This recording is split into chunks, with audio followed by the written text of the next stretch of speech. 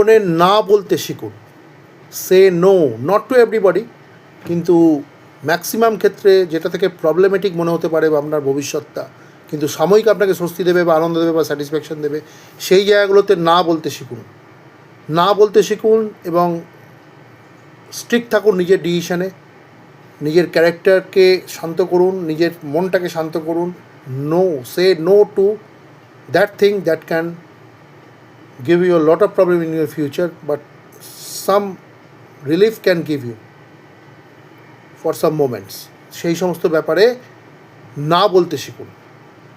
যেটা সাময়িক তোমাকে শান্তি দেবে, যে ডিসিশন বা যে হ্যাঁ, যে তুমি সব কিছুতে হ্যাঁ করে দিলে, যে হ্যাঁটা তোমাকে সাময়িকভাবে স্বস্তি দেবে, তোমাকে ভালোবাসা দেবে, তোমাকে আনন্দ দেবে, ফুর্তি করতে পারবে, স্যাটিসফ্যাকশান দেবে, সে কিন্তু ভবিষ্যতে সেটা আনপ্রেডিক্টেবল ভুল হতে পারে কিনা সেটা তোমাকে রিয়েলাইজ করাতে পারে, বা তোমার প্রবলেম ক্রিয়েট করতে পারে প্রচুর, ফাইন্যান্সিয়ালি বলুন বা মেন্টালি বা যে কোনো ক্ষেত্রে।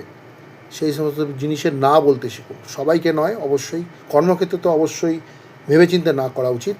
কর্মক্ষেত্রে না বলাটাই ভালো, পরিস্থিতি বুঝে না করা উচিত, কিন্তু কর্মক্ষেত্র ছাড়া জীবনের সমস্ত ক্ষেত্রে চট করে হ্যাঁ করবেন না। No, say no to everybody if that can give you a lot of pain in future.